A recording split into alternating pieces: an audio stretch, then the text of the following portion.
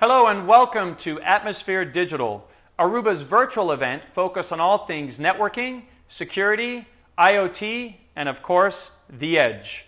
My name is Chris Kozup. I'm the Chief Marketing Officer here at Aruba, and I'm also your host for this virtual event. I am humbled and so gracious that each of you have decided to spend a little bit of time with us. Now, with ordinary circumstances, I would probably be on a stage and we'd probably be meeting in person. Except, like all of you, I'm here in my home, and in fact, I'm greeting you from my kitchen. I have to say that this kitchen has never been this clean, so that's at least an added benefit from my perspective. But we certainly do not want to miss any opportunity to spend some time together, and we believe that nothing should stand in the way from staying connected. Now, I want to take a moment and acknowledge the pain and the suffering that so many of us are experiencing around the world today. At Aruba, starting with our founder, Keerti, including our Chief Technology Officer, Partha, and really the entire Aruba family, firmly believes that there is no place in this world for racism, inequality, or injustice of any kind. At the core of our mission as a company is to deliver innovation. Innovation that helps our customers build a better world. And we believe, in fact we know, that innovation is best achieved through diversity. Diversity of thought, of ethnicity, of race, of gender, of background, of experience. We know that by bringing all of this diversity together, we can, each of us, achieve ultimately the best of what we can achieve and do that together. So in continuing with Atmosphere Digital this week, we do so out of solidarity. Solidarity with all the peaceful protesters that are protesting against the inequality and injustices that we experience around us. Now, we hope in some way this event will also serve in some small way to provide a level of respite from what is otherwise a very challenging time. Now, let's talk a little bit about the theme of this event. The theme is Define Your Edge. And we are extremely excited about the prospects of this next decade of networking and of connectivity, of IoT, and the power that data, not data from data centers or the cloud, but immense amount of data that will now start to be generated at the edge. The edge is where people, devices, things, the digital world and the physical world intersect. And it's ultimately the promise of this new immense amount of data that will unleash a whole host of insights that allow businesses really to deliver new outcomes. And we're excited to deliver a whole series of content and experiences through Atmosphere Digital that will allow you not only to understand better this opportunity, but provide you with a clear roadmap for how yourself and your organization can really define your edge and capitalize on a lot of these emerging opportunities. Now, we've prepared a great set of content. I'm super excited that we have really some compelling guest speakers. Very excited to have Garrett Reisman, a former NASA astronaut and now currently working as part of SpaceX. Obviously, a lot of great and exciting things happening in that domain recently. We're also very excited to have Nicholas Thompson, the editor-in-chief of Wired magazine. And Nicholas will talk to us about the convergence of really of human nature ultimately with technology. And specifically, we'll talk a lot about the impact of COVID-19 on technology and vice versa. We're also going to get into a host of technical breakouts. We have a wealth of demos through our innovation zone and plenty of opportunities for each of you to engage with one another in very live and virtual forums. Now, I'm thrilled to host over 30,000 of you. Atmosphere Digital is truly a global platform, and it's something that will not just be one point in time, but actually that we're looking to extend over the future months ahead of us. And so I encourage all of you to bookmark us and make sure that you come back on a regular, with regular frequency to check out all the great new content that we have to offer. But most of all, I encourage you to have a little bit of fun. Make sure that you engage with your peers, your colleagues. Make sure that you tweet, that you be social. Make sure that you provide us your feedback through all the wealth of surveys that we have as you continue through your journey within the platform. Ultimately, we do this to provide you with up-to-date, compelling information that helps to make your job better and more effective. So we always want to hear from you and get feedback from you on how we're doing. Now with that, let's jump into our first keynote presentation. I'm very excited to introduce Keerti Melkote. Keerti is Aruba's founder and now the president of the Intelligent Edge unit here at Hewlett-Packard Enterprise. Keerti is going to talk to you about our future, our vision, our strategy around all things edge, and he's also got some exciting new announcements to share with you. So let's go ahead and well, actually, hold on just a second. I'm just learning that actually we're not going to go to Keerti. Instead, we have a special guest. I'm very excited to say James Corden of The Late Late Show on CBS will be joining us. A little bit of an unscheduled impromptu interlude. So James, over to you. Hello, it's me, James Corden. I'm not even scheduled to speak to you here today. I just hacked in to demonstrate that your network solutions aren't quite as safe as you thought they were. Maybe next time, you know. Don't lock down your enterprise network with the password. I'm kidding, I've no technical knowledge whatsoever. I barely got this message to record right now. Up until 10 minutes ago, you were all going to have to watch this on a VHS tape, which would have been unfortunate for everybody because I really didn't want to record over my only copy of Top Gun. But that's right. Hello, I'm James Corden, and like many of you right now, I'm hiding my drink just over there off camera. If you're not sure who I am, I have my own TV show, which airs at 12:37 a.m. on CBS. It's very popular with people who have just watched Stephen Colbert and can't seem to find the TV remote. Now, I'm speaking to you right now from my garage. Seriously, this is my actual garage, and I've been doing my show from here for the past few weeks. I apologise to anyone who heard that the speaker today would be a late-night television host who spends a lot of time in his garage. I'm not Jay Leno. He was way out of your price range. I really wish I could be there with you in person. I do. All of us meeting face-to-face, shaking hands, coughing on each other. Do you know what? This is good. I think we're good here, actually. The garage is good. But it's so great to be speaking to you today. But now that we're all working from home, technology has become more important than ever. Thanks to tech experts like you, I literally have no excuse to ever miss an email or a video call ever again. Thank you for that. Really? Thank you. I'm especially honoured to be speaking to the enterprise networking industry today. Finally, I get to speak with a group who shares my passion for dynamic segmentation, granular visibility, and analysing connectivity patterns. You know, seriously, I have no idea what that previous sentence even remotely means. I like how Aruba Networks gathered thousands and thousands of tech experts in one place and were like, you know what? You know what they need to hear? They need to hear from that carpool karaoke guy. He sang with Justin Bieber. Let's get his take on AI-powered re-optimization. I'm told that there will be almost 20,000 viewers of this right now, which is amazing. Like I said, I host a show that airs at 12:37 in the morning on CBS. This is technically the largest audience I've ever played to. 20,000 attendees. So if this conference took place in person and we were all together in one place, it would definitely be a cash bar, right? Aruba's not going to pay for all that, are they? Now, of course, when Aruba Networks asked me to get involved, I immediately said yes. I mean, television's dying. I need a solid plan B.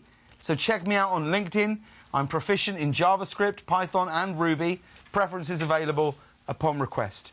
But Aruba Networks is such an amazing company. It's the industry leader in wired, wireless, and security network solutions. And let me say, when it comes to saying safe and connected, you want to go with the industry leader. Take it from me.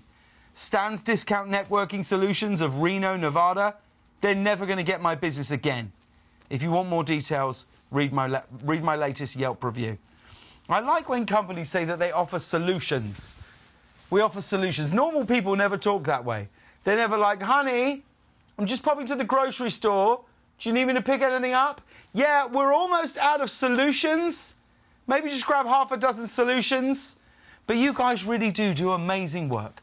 Thanks to you, over these last couple of months, we've all had seamless access to bread recipes and the resulting photos on Instagram. And seriously, it's been amazing to watch bread make such a comeback during quarantine.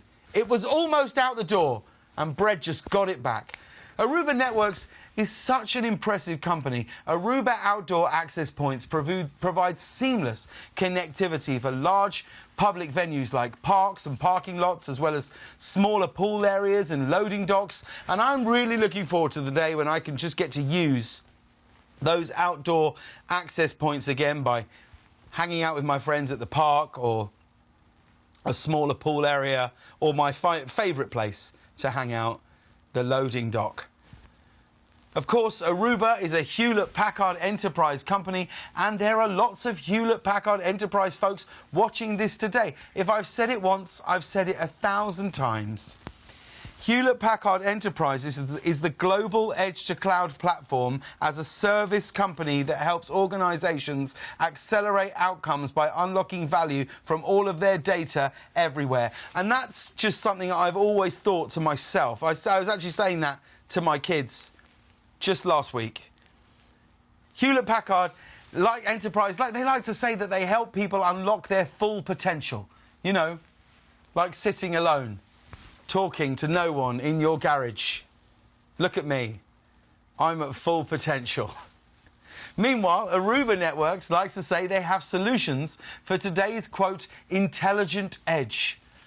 That was also my favourite Star Trek movie, Star Trek 7, Back to the Intelligent Edge. But Aruba gets it. They know I want integrated experiences. First thing I ask when another couple invites me and my wife over for a dinner party is, what kind of experience are we talking about here? Because the last thing I want to do is experience different infrastructure from multiple solutions working against each other rather than alongside each other. But I'm excited for you to be attending this amazing conference. Let me be one of the first to welcome you to Atmosphere Digital. Isn't that cool? Atmosphere Digital. Sounds like a DJ in one of the small tents at Coachella. By the way, it's ATMD. And I'm still not sure how you get ATMD as an acronym of Atmosphere Digital. But it sounds great on the tongue. ATMD. ATMD? And here's some exciting news. I'm told this is the first industry event to combine the latest in networking with a focus on the emerging data era known as the intelligent edge. And as long as we're listing historic firsts, this is the first industry event where a speaker has paired a suit jacket, shirt and tie with the same pair of grey sweatpants he's been wearing for the past week. Congratulations, everyone. We did it. I do like the term intelligent edge. I can really relate to that. Throughout my entire school career, my teachers always said I was right on the edge of being intelligent. By the way, we don't use the term intelligent edge in Hollywood. You don't need to be very intelligent to come up with the idea of making a 4th and 5th Shrek movie. The digital part of the conference name, of course, refers to the fact that we can't be together in person right now, which is a shame, because I really, really wanted to do a carpool karaoke with John Faust. I did. Nobody sings Streisand like that guy. Even Streisand doesn't sing Streisand like that guy. I'm sure you wish this wasn't a digital conference as well. You know, no matter how good your Wi-Fi, no matter how clear the connection, it's just not the same getting drunk and telling off your supervisor over a video chat. You're also going to learn today how to take advantage of AI and analytics to convert data into new business outcomes. There's the industry lingo, again, right there. Honey, babe, when you're at the store getting those solutions, can you also pick up some new outcomes? Thanks.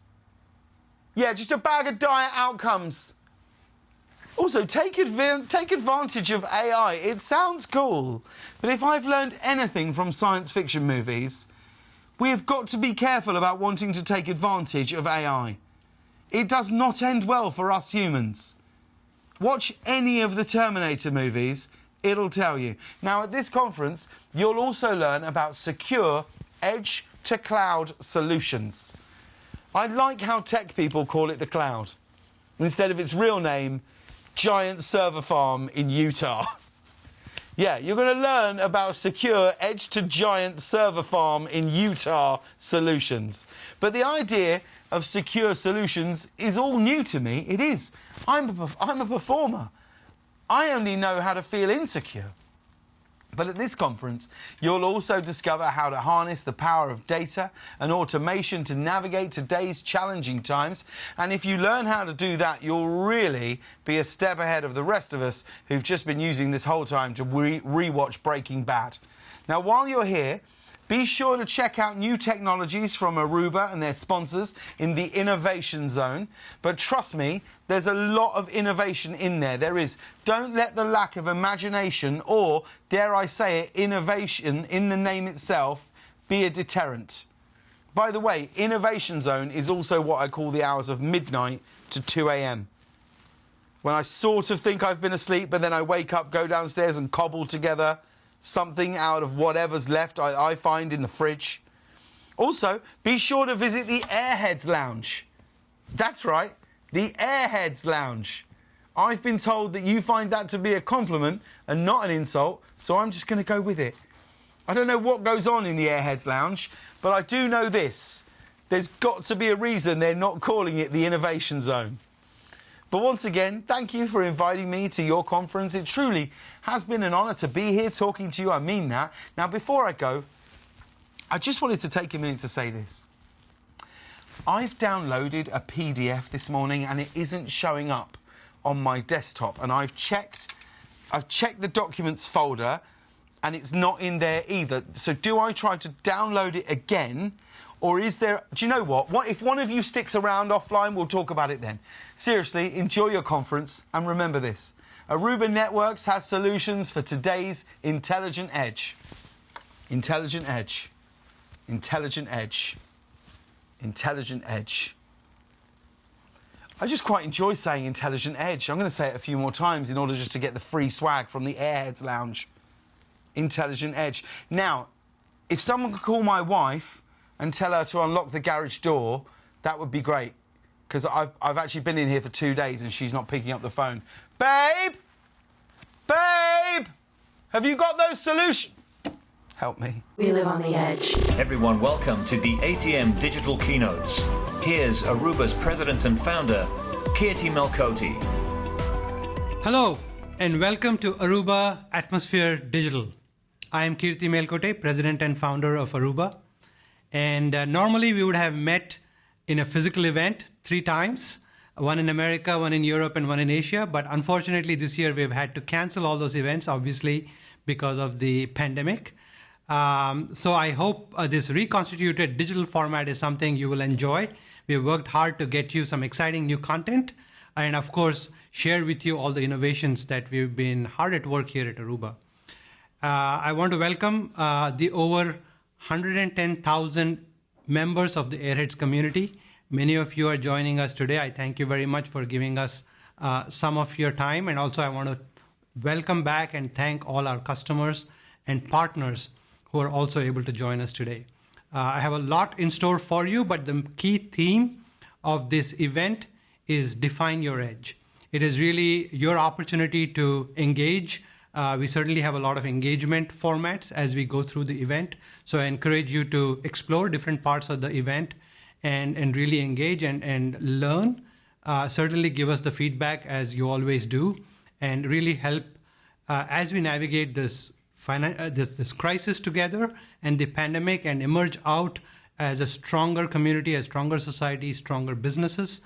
I think it's really our opportunity to define the new normal and figure out where we go from here. So let's get started. As we got into this crisis, it's hard to start any talk these days without really acknowledging the times that we live in. And 2-3 months ago, when this pandemic started to really go around the globe, the first set of calls and initiatives and everything that came to me from customers was, how do we keep our businesses operating, even as all of us were working from home? Certainly at Aruba, our primary concern was immediately for our employee safety. And fortunately, we have the technology with the remote access points to be able to give all our employees that work from home experience as though they were at the work without having to VPN in and so on. And a number of you who have taken advantage of our remote APs know what I'm talking about. And I think that was the first set of conversations, was really business continuity and resiliency across the board. But then of late, the conversations are shifting, and they're shifting to reopening the economy, and the conversations are shifting to one of business recovery and what the new normal looks like. And that is exciting, because a lot of interesting new questions being asked as we emerge from the crisis about what is the workplace of the future look like? Is it everybody coming back, or is it going to be some hybrid version of work from home and the workplace coming together? Similarly, when we do come together in not only workplaces, but all the other places that we frequent, whether it's in a store or in a mall or in a hospital or in a stadium or wherever else you go, how do we come together in a safe manner? The idea of contact tracing and figuring out proximity and using location as a very important aspect of the network. How can we apply that to ensure the safety of everyone, even as we come together as economies and societies? I think these are very interesting questions that are being asked, and certainly I will explore some of that as we go through the talk here later. And one thing I do want to do, though, is acknowledge our Airheads Volunteer Corps. This is a volunteer group of airheads that came together in support of the crisis, and we made some of the Aruba kits available to first responders and healthcare providers to enable rapid response to the pandemic. And now we've been fortunate enough to serve in over 50 countries with these healthcare kits, and supported entirely by the Airheads Volunteer, which I really want to sincerely thank you for what you have done for your own communities and certainly for the society at large. Now, one thing I do want to reflect on is every time it seems that we go through a crisis like this, we emerge out of it with new thoughts, new thinking, and we define a new normal. The last time we went through this was the global financial crisis, which many of you will remember. And the new normal that came out of it, the immediate aftermath was about cost. IT budgets were smaller, and we needed to start to get very creative about how can we stretch our dollars. And at that time, Aruba had this idea of network right-sizing. How can we reduce reliance on ports, increase reliance on wireless, and really reduce the use of wired technology at the edge and make it a wireless as a primary access method. And then, of course, right on the heels of that came the mobility explosion. The number of mobile devices, you're probably familiar with the term BYOD, that really has pervaded everything we do in the last decade. And we are living now in the decade of, in the era of mobile and cloud. And of course, technology, it seems, has pervaded pretty much everybody. It's no longer confined to the data rooms like it used to when in the mainframe era, or confined to our office computers like it used to be in the client-server era. It's now in the hands of every individual on the planet. But I think the new normal as we come out of it is going to be even more pervasive than that, where technology is going to exceed not only the palms of our hands, but really get into all the places and the areas that we live in and that we work in and that we play in. And we call this the edge. And the edge is really about the places that we work, the places that we live, and the places that we play. And what is happening in these places is businesses are applying technology to either improve customer experience and radically change customer experiences, or apply technology to improve business efficiency, ultimately to operate better as a business. And we are on the cusp of some exciting new technologies like Wi-Fi 6, technologies like 5G, edge computing, all of these coming together to enable these interesting new use cases. But fundamentally, all these use cases are powered by data. And we call this the emergence of the data era. Morgan Stanley has coined the term data era. And the reason is all of these rich experiences and productivity enhancements and operational benefits emerge from the collection of new data. And a lot of this new data will be generated at the edge. And this data will be collected and computed on at the edge, giving rise to these new experiences and these new operational efficiencies. So which is why we call this, we are entering the era of data, and the era of the 2020s as we see it emerging is about the intelligent edge. It's about the data era. Let's now take a look at what this intelligent edge and the data era are all about.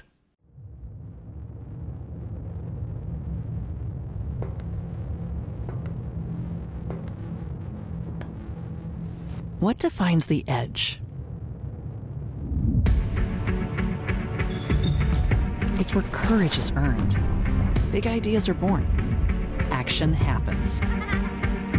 The art of possibility is explored. It is at the edge where the physical blends with the digital and the unseen powerful force of data is generated. Harnessed and analyzed in real time, it's at the edge where new technologies emerge, always changing, growing, getting smarter. It's at the edge where personalized connections are made, lives are improved, new experiences are powered. It's at the edge that devices, people, technology, and infrastructure emerge. Where you stretch the limits of your imagination and technology can deliver on its promise. That's why we have created an intelligent edge infrastructure, helping you create a network that is securing, connecting, learning, improving, spotting patterns and making predictions, delivering insights where they matter most, to empower business with a new world of possibilities. Ready for the future of whatever comes next. Wherever your edge is, we're there. Define your edge. Aruba.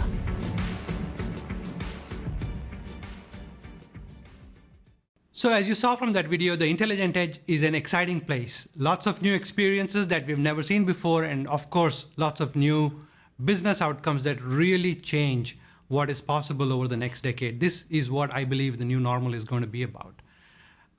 So what does it take to actualize the potential of this edge in all these locations that we are very familiar with?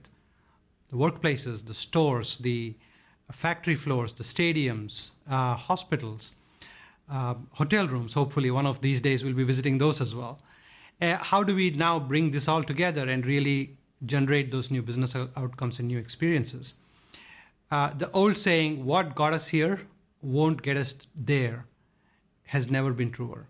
Because until now, what we have built as technologists has been putting great amounts of computing power in the palm of our hands, connecting it over a network to applications that live deep inside the cloud.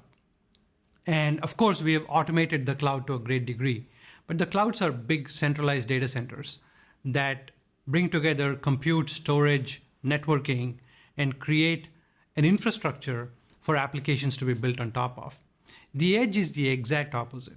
It is highly distributed. It's all the places that you're familiar with.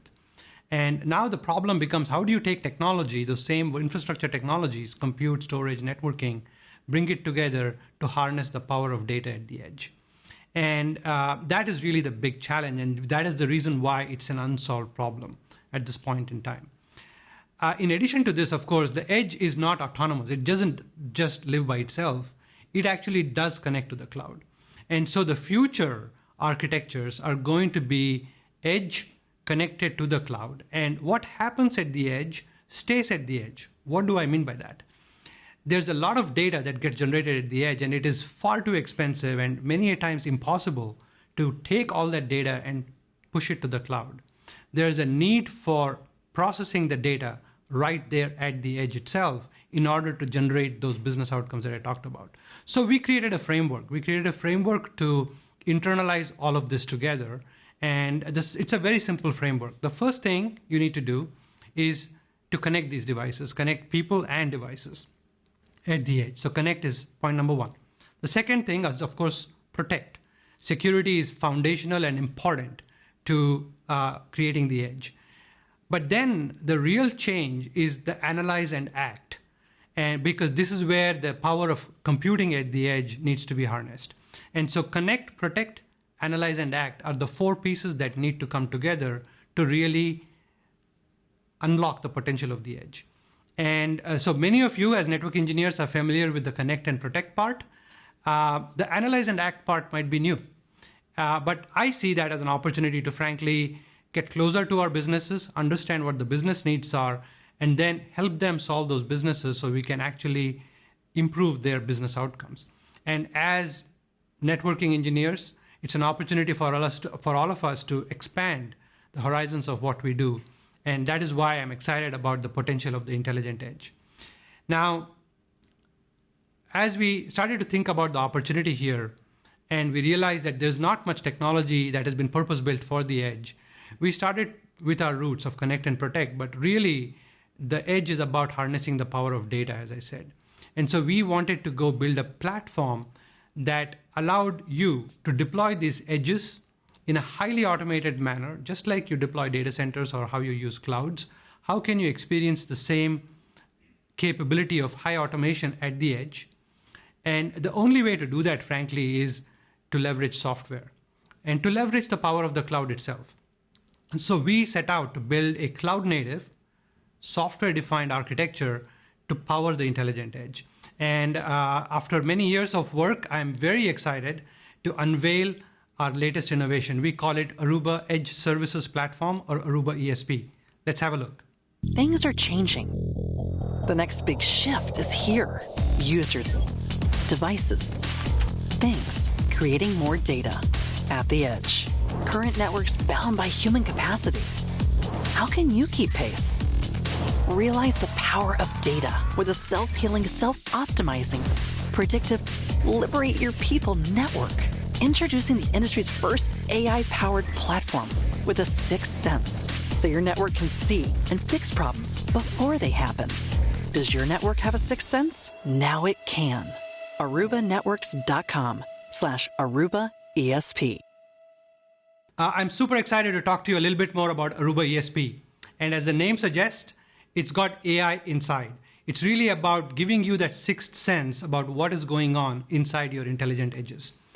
Think of it as a piece of software that's cloud native, allowing you to highly automate the deployment of your intelligent edges, and then get insight from the data that you're collecting at the intelligent edge and put that back into action. That's really what ESP is all about. To unpack this a little bit more for you, it's been really a culmination of a 4-year journey for us, a multi-year journey.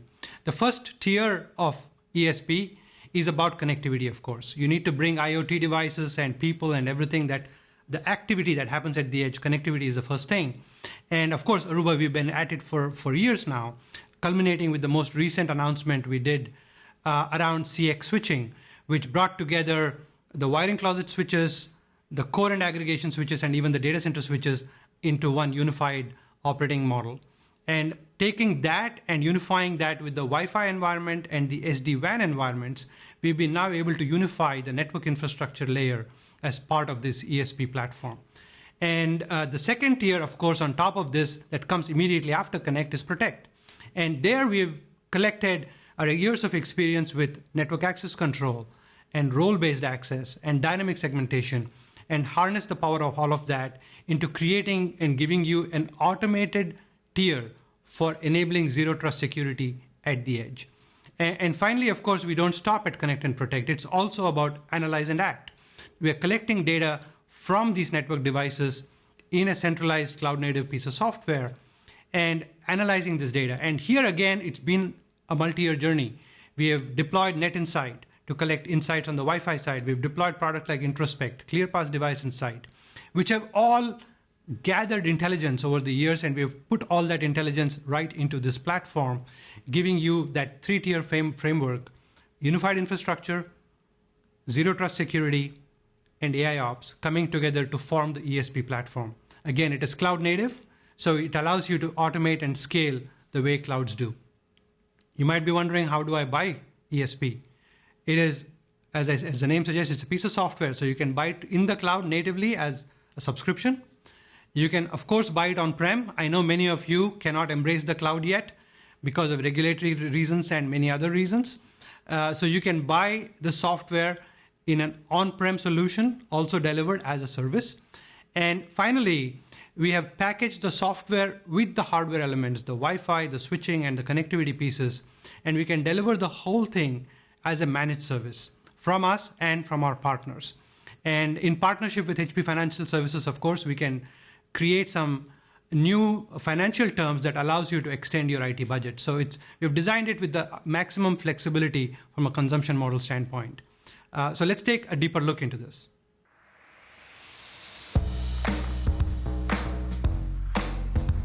First, there was mobile, then cloud. Now it's massive amounts of data at the edge. But what is the edge? It's where people, technology, and data come together to do amazing things.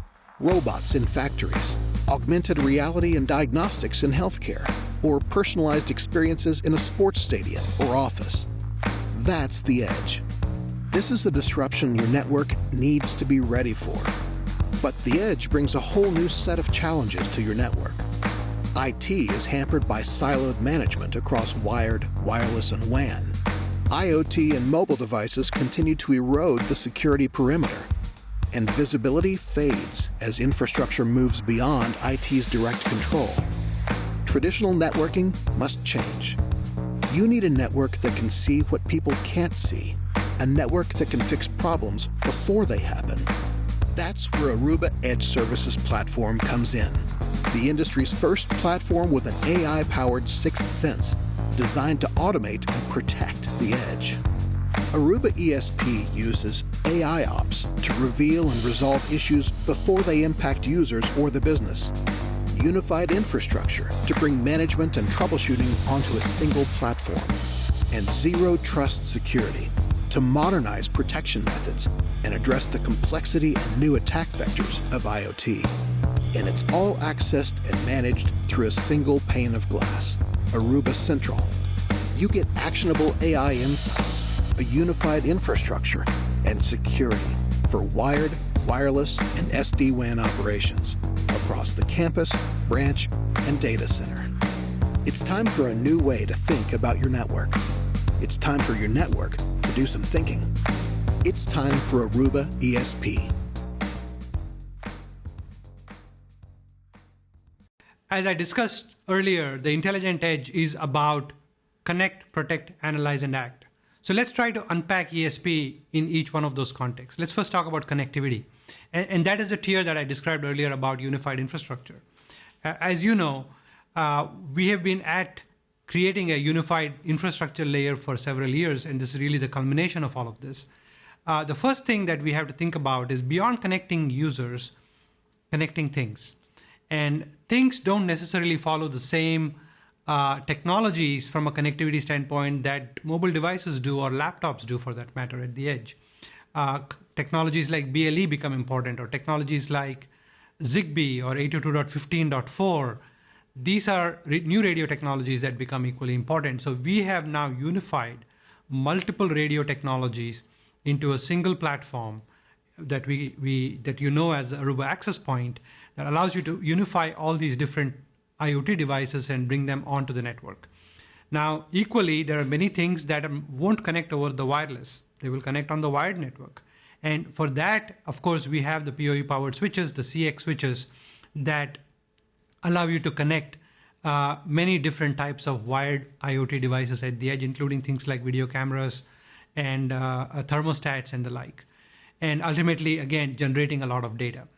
The CX product line, of course, uses AOS CX, which allows us to unify a common operating system for a wiring closet switch, an aggregation switch, a core switch, and a data center switch. That is a first that you have not seen from anybody else in the marketplace. The second piece that we worked on is unifying our campus Wi-Fi and branch Wi-Fi. In the past, you would deploy maybe a controller-based architecture for your campus Wi-Fi, and in the branch, you might deploy the Aruba Instant architecture. Well, with ESP, it's unified into a single architecture. We call it AOS 10, which allows you to take an access point and flexibly deploy it in any mode that you choose, managed in the same way from the same place within the ESP framework. So that is the second piece of the puzzle. And the third piece we've unified is the connectivity to the cloud. The edges, as I said earlier, don't live on their own. They connect to the cloud, and they usually use a wide area network. It could be a combination of an MPLS connection and a broadband pipe, or it could be multiple broadband pipes, or it could be a broadband connection and 4G or 5G. Multiple types of WAN connectivity. But the goal is to unify the ability to take that edge in its aggregate and connect it to the cloud directly with the same orchestration, the same control plane, the same management plane that you use to orchestrate the Wi-Fi as well as the wired. And so to create that unified infrastructure layer, we again use the power of AOS 10 to unify the SD-WAN as well. We call this the SD branch architecture, and all of this have come together now as part of ESP. Let's have now a closer look. I had a chance to talk to James Cook University that is using the AOS 10 in their network. Let's talk about their experience. Thanks for joining us today, Ron. JCU has a history of being early adopters on technology, and you have done the same here with Aruba Central and AOS 10. And so let's start by talking a little bit about what was the reasons behind which you wanted to look at both Aruba Central and AOS 10. Yeah, so we've been using AOS 8 for the last couple of years, and we're early adopters of that and have had some great success with that product. It seemed like a natural progression, I guess, to get to AOS 10 with some new feature sets and also to centralize the management and control of that environment. And one of the things you talked about was cloud first was important to you. Can you share with us a little bit more about why that is important?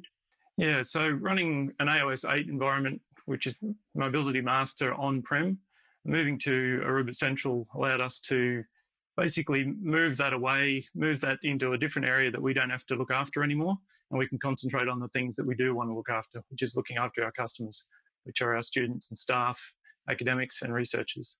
And any particular capabilities of the OS and Aruba Central that attracted you to it? Primarily during the beta testing, we've mostly been using the features of templating and the zero-touch deployments. So allowing us to just deploy devices quickly and easily is probably the biggest benefit we've got so far from doing this testing. And so now you've been obviously doing this for about 5 months, and I thank you very much for helping us develop this technology. Obviously, we are very excited to bring it to market today, but perhaps you can share an anecdote on how Aruba Central and AOS 10 have helped you in your deployment so far. Yeah, so we originally started off with this deployment as being for one particular area of our Townsville campus, which was working quite well and everything was working as it should be. We then had a refurbishment project come up, sort of a last-minute project really, and late to the piece to actually get that installed. We thought, well, we've already got Aruba Central up and running. Let's just get more equipment onto that environment. And we made that decision. I think it was the afternoon that we needed it, and by the next morning, we had everything up and running within a couple of minutes. Certainly, I think that is one of the big benefits of using cloud-based infrastructure is the ability to just use it rather than having to install and turn it up and so on. So, and that's an incredible story to see how it could be turned up basically within a matter of 24 hours from the time the need actually arose. And now, you obviously have a bigger setup than a single campus. It's a multi-campus type setup. And can you talk a little bit about how Central's UX, user experience, has been valuable in that arena for you? Yeah, so we do run some large campuses and a lot of small remote campuses, everything from research stations to generalist medical training centres to student accommodation in remote locations. Having all of those under one dashboard is extremely valuable to our team. We're already a geographically dispersed team, and with the recent events, most of us are working all over the place as well. And having a central dashboard that's accessible anywhere has been fantastic. Also, having the ability for the Aruba support teams to be able to access that central environment directly through the relevant RBAC has been fantastic as well. If there is any issues, they're right in there ready to go. There's no on-prem to worry about. It's all in the cloud. They can access it, and it's fantastic. That was really the intent behind this whole thing, was to be proactive in the care, and by sharing that data with our support engineers, we can now really turn AI ops into a reality, right? It is not just about reacting to you when you call us. It's about knowing the data actually is there already, and helping you through any troubles that you might be seeing on campus. So thank you very much for sharing those thoughts. I really appreciate it, Ron, and I look forward to connecting with you again. Thank you. It was great catching up with Ron Gardner at James Cook University and how he's using AOS 10 in his campus network. Next, I want to talk about Protect. Obviously, you can't have connectivity without protection. Connect and Protect go together. And the one unique thing about protecting is that now, beyond the mobile devices and the users that are plugging into the network, you have all these IoT devices that are coming in on your wired and wireless. And if you use traditional methods of protection on the network layer, we would come up with VLANs.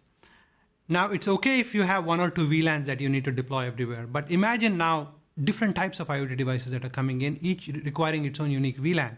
Now imagine doing that across 1,000 sites. It's impossible to scale that. And so we needed a way to automate that, and we call that technology dynamic segmentation. It allows you to really profile the device up front and give it a role, and then segment it in the network with technologies like VLANs and deep packet inspection and all the other traditional segmentation methods that you're already familiar with. But the key here is to automate the ability to segment not only within one intelligent edge site, but across your entire infrastructure.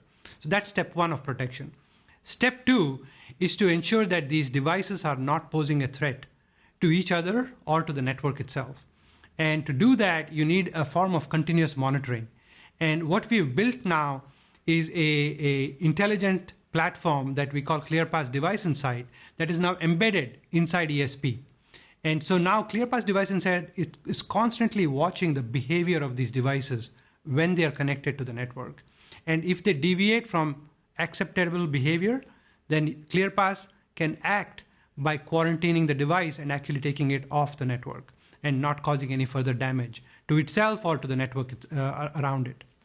So ability to, again, apply AI, the power of AI, to profile the device, understand its behavior, and then act to protect the network itself. And the final piece, of course, it's not just about the LAN connection, about connecting IoTs and mobile devices and protecting them. The edge itself needs to be connected to the cloud over an SD-WAN pipe. Many a times, these SD-WAN pipes are built over the internet, over broadband connections like DSL and cable and satellite, as well as on 5G connections. So now the question becomes, how do you protect the edge from the internet? Typical technologies are firewalls and UTMs, Unified Threat Management. Well, with ESP, you don't have to go outside ESP to get that level of protection. UTM, Unified Threat Management, is built right into the ESP platform, built into the SD-WAN gateways that we have built, giving you that protection from the internet threats to the edge itself. So dynamic segmentation, ability to do dynamic threat detection and prevention on devices, and unified threat management come together to form that protection layer that we call zero trust security as part of ESP.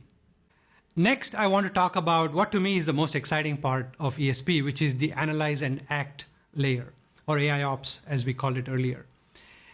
Fundamentally, this is about surfacing issues, problems, challenges that are happening on your network in a proactive way versus you having to react to a phone call that a user has a problem or a device is unable to connect properly in your environment. We all know that these issues happen all the time. So the goal of AIOps is to reduce the mean time to repair by surfacing the problems proactively, giving you the opportunity to look at the data, diagnose if it's right, and then apply the right fix, and really shrinking that time. And so let's take a look under the hood. What are the elements of AIOps and analyze and act?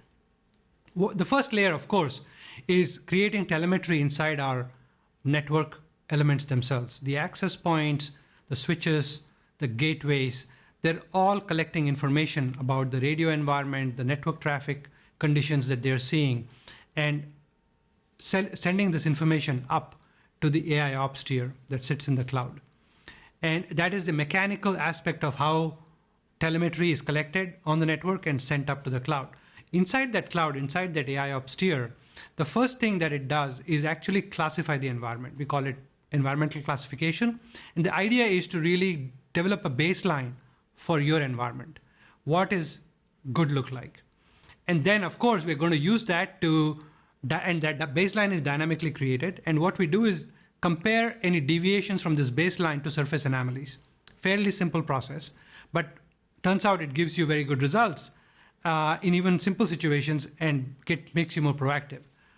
And most AI systems stop there. We didn't stop there. The next step we did was, what about we compare your baseline and your environment with all our other customer environments that we have baselined.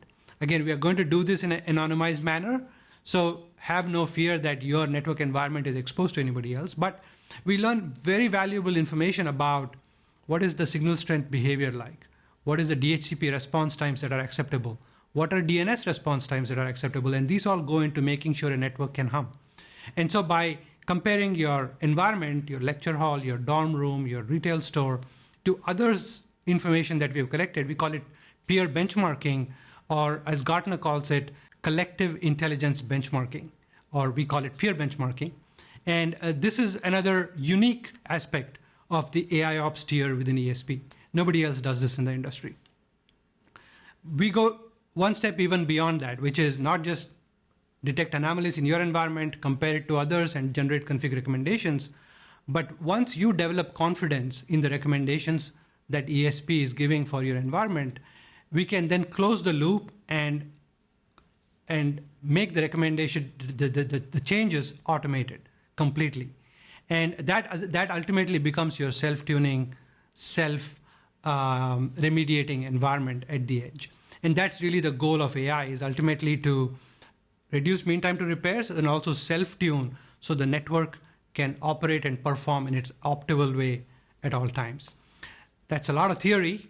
Let's figure out how it works. I had the opportunity to catch up with University of Houston, who's been using NetInsight, which is a tool that we are now integrating into ESP, and let's talk about their experiences.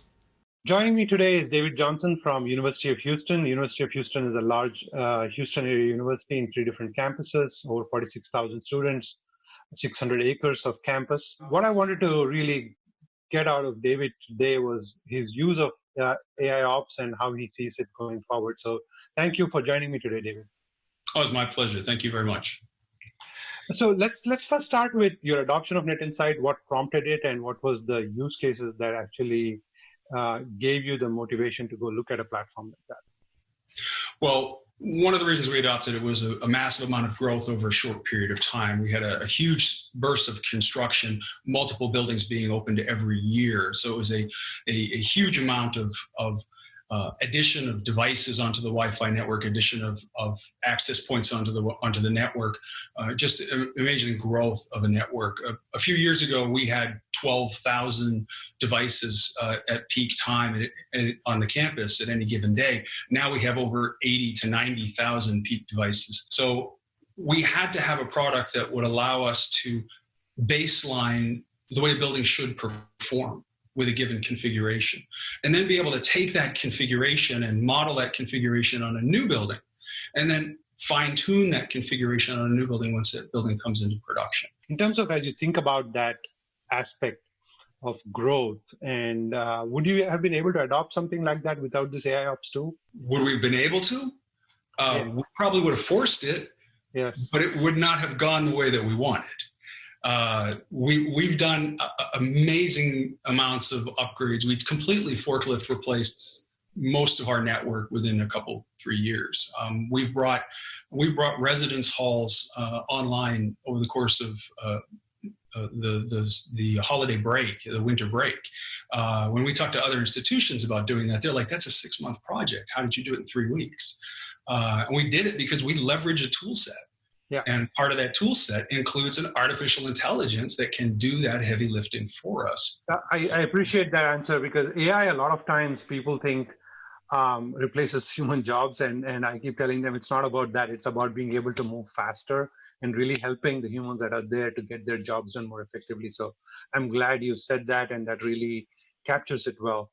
As we look at the future and start to reconstitute and recover from this COVID-19 challenge that we have faced, how do you think of reconstitution, recovery, and especially how do you plan to use the data that you see from your networks to enable that effort?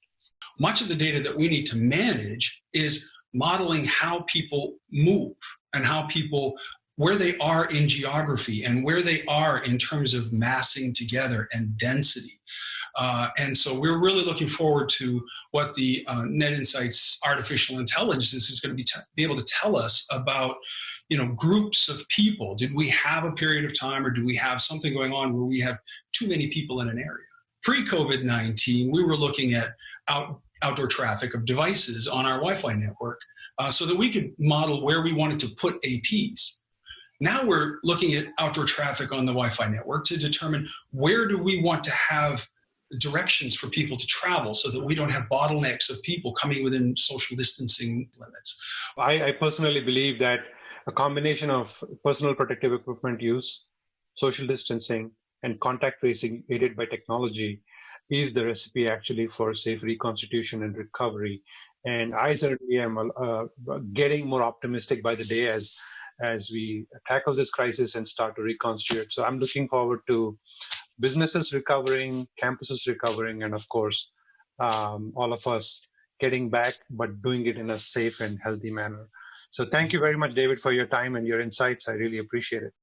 As you could tell from my chat with David Johnson, he's certainly leveraging the full power of NetInsight and ESP to really reduce his mean time to repair. Next, I want to talk about other aspects of Analyze and Act. It doesn't end with network insights or security insights. You could extend this platform to other types of insights. One very important area is location. And as you all know, we've been harnessing the power of location to do things like wayfinding, using our Meridian tool, asset management, asset tracking, and the like. But there's a lot of power in location data. Many of our colleagues on the real estate side of the house study that to understand usage patterns of real estate inside offices, inside stores, and the like. And there's many other very interesting aspects which I'll touch on a little bit later as well. So location is another important dimension. The next dimension, of course, is we are building this edge for IoT. And a lot of the data that is coming from these IoT devices needs to be digested right there at the edge, which means computing needs to be deployed at the edge. As you know, we are a part of Hewlett-Packard Enterprise, the world's #1 computing company in the world. And what we are doing is working with them to bring the power of HPE compute platforms and manage that through the ESP framework. And so you can expect from us in the future, us leaning into 5G and leaning into mobile edge computing by bringing that right into the ESP platform itself. Now there's one more aspect, which is this platform was not built as a closed system. We built it for developers, which means you have the ability as a developer to build on top of it and create your own innovations by using this platform purpose-built for the intelligent edge. And I really can't wait to see the ideas and the innovation that you're going to come up with. So now that we have unpacked ESP in detail, I want to now talk about how ESP is being used in action by many of our customers. Specifically, I want to relate it to the times we currently live in. How is ESP being used to respond to the current pandemic and the crisis that we are in? How is it being used in the context of business continuity, which is obviously a very important dynamic right now? And finally, how will it be used in the context of business recovery, which is the next phase? So first, I want to talk about the COVID pandemic itself. When we started to see countries getting impacted and this COVID crisis make its way out from Asia through Europe and into the US, we started to obviously see the need for the front lines to set up triage tents, to set up drive-through testing facilities and the like. And these needs were popping up by the hour. And so we immediately, frankly, swung into action.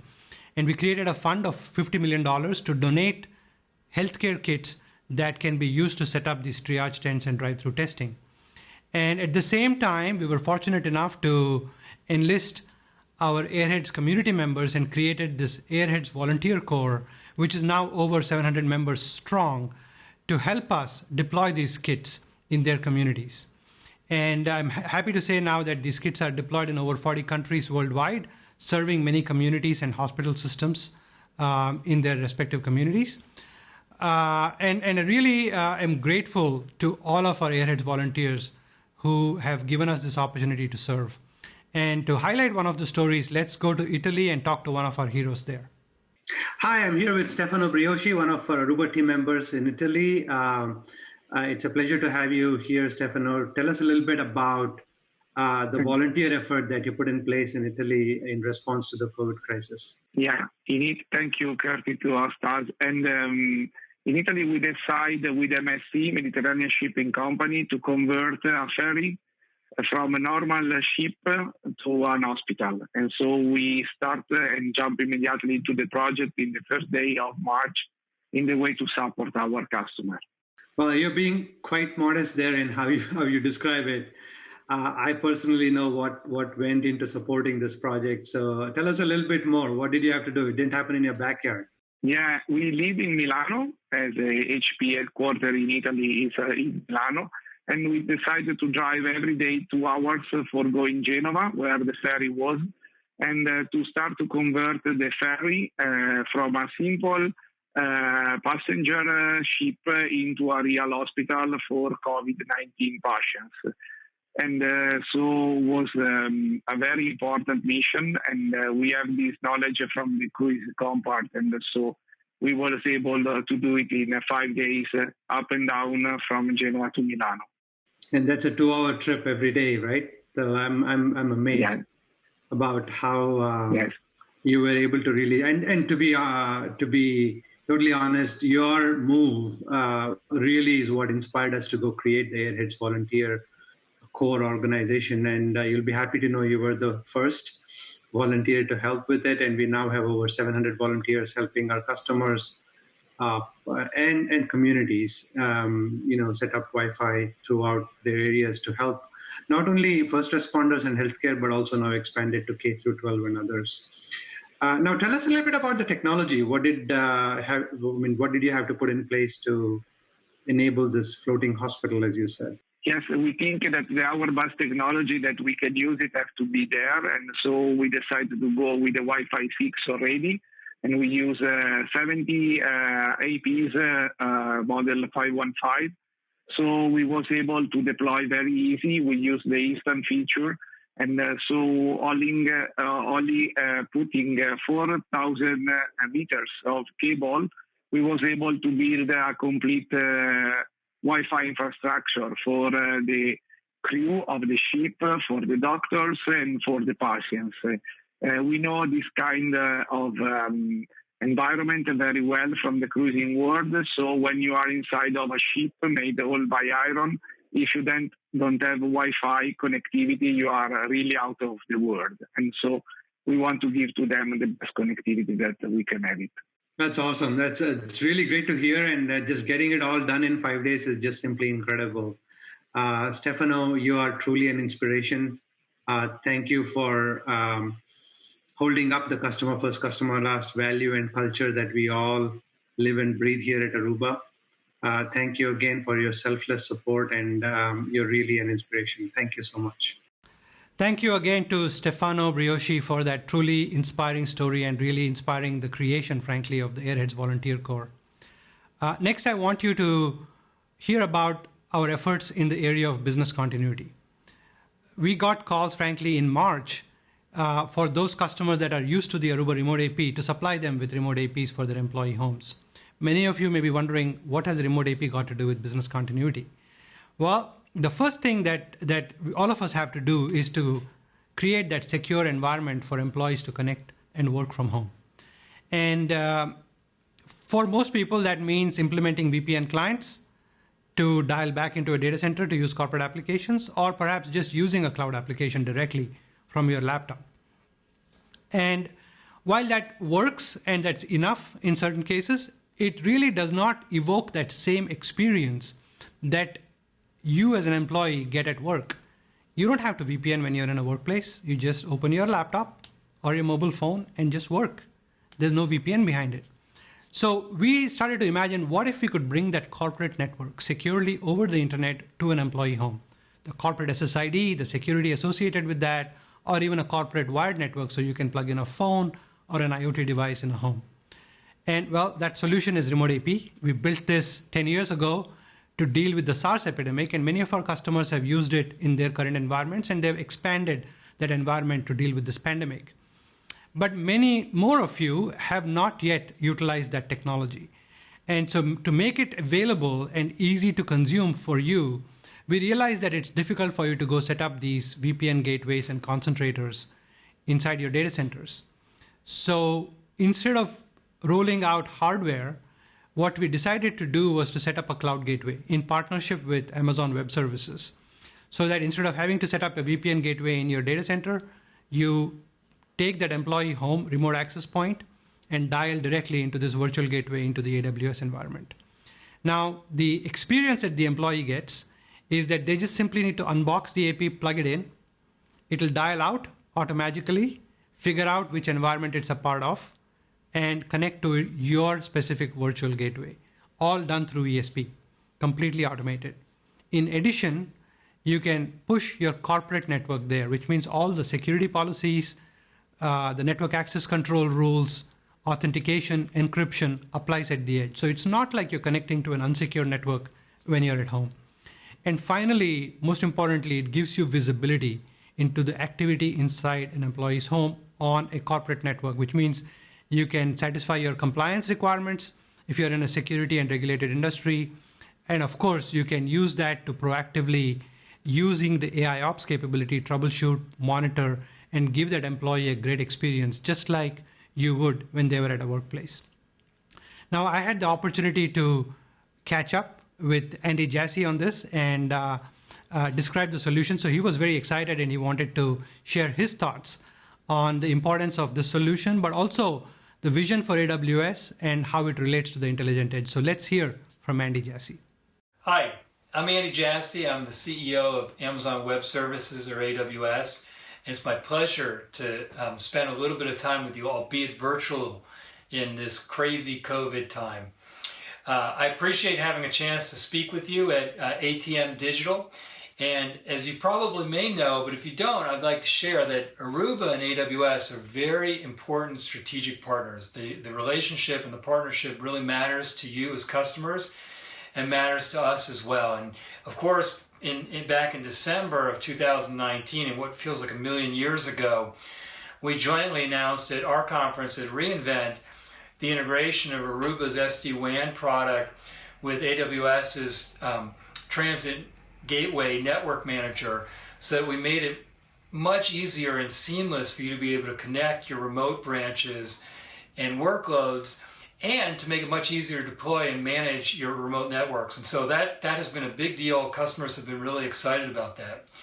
You know, we work with millions of companies of all sizes, large and small, in every industry, to allow them to use the cloud to save money, to innovate at a much faster clip, and to change their customer experience and businesses accordingly.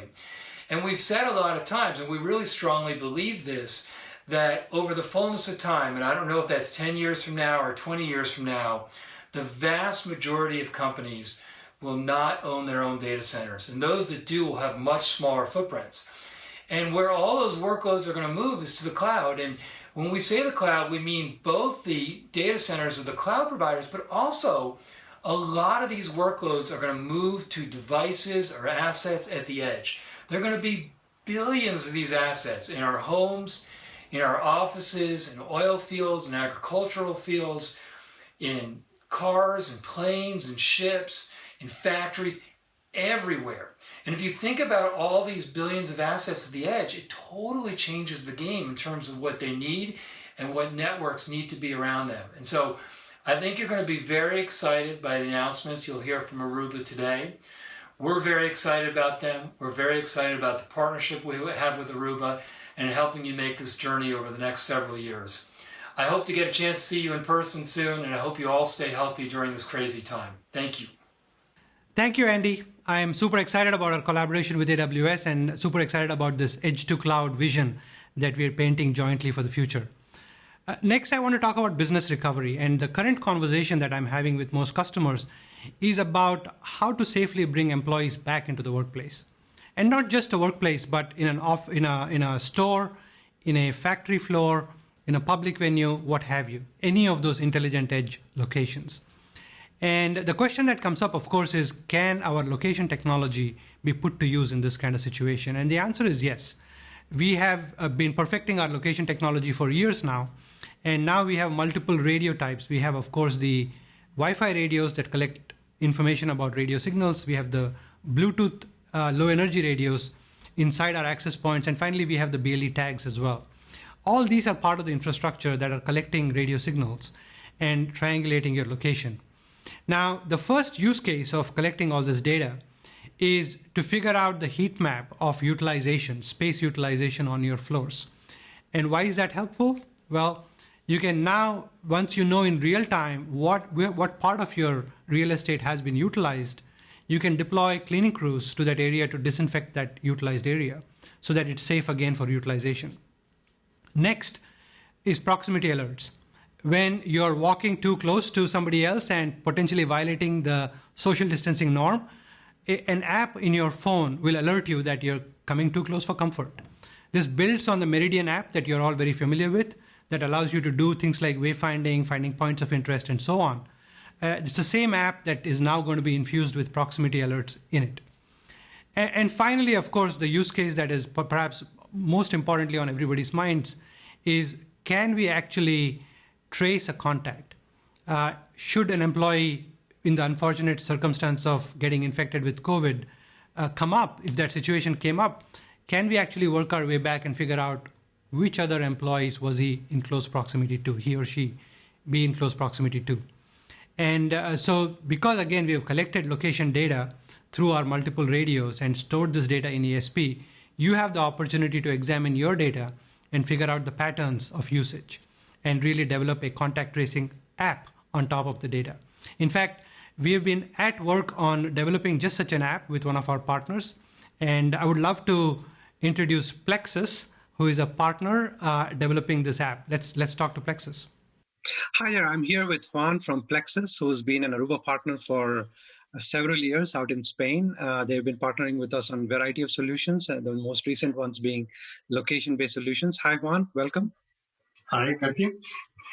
Hey, tell us a little bit about your location-based solutions, especially in this post-COVID world where it is critical to ensure that the workplace is actually safe for employees to come back. Sure. We have an active approach to the situation. So we have developed a Bluetooth Low Energy solution that allows us to get information about the users. So we provide them alerts when they don't respect the 2 meters separation, 7 feet for USA colleagues, and also report information to a backend so the medical staff can know if there is a contact between people, and also getting information from Aruba Analytics. We are also able to know where the user has been inside the buildings. So we have the information of who, when, and where these contacts are. Got it.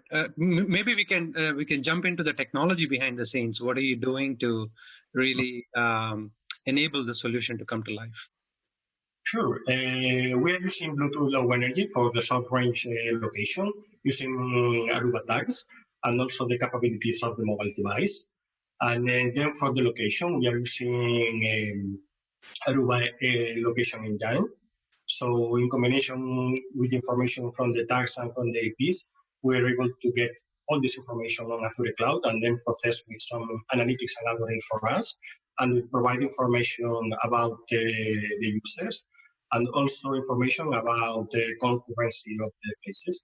So we can get a full picture of the users and the probably exposure risk they will have. Excellent. So clearly, privacy is an important consideration, and you said you're using Aruba tags in the solution. So maybe you can talk a little bit about how this solution allows our customers to protect the privacy of their employees, even as they know where they're actually moving around in the facility. The privacy is important for us. So usually we try to use a Bluetooth Low Energy indicator, so we don't have information about the user. This information is stored in a database, and also information that we get for Aruba Location Engine. And we encrypt the database with a key specifically for every customer. So we are sure that only authorized people are able to access the information. This is medical staff primary. So even if we get a copy of the database, we are not able to get information of who. And it's a pretty solid solution regarding this situation.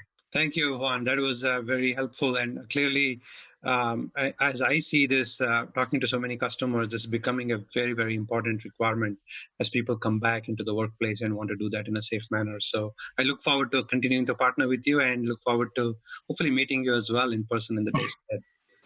Thank you very much.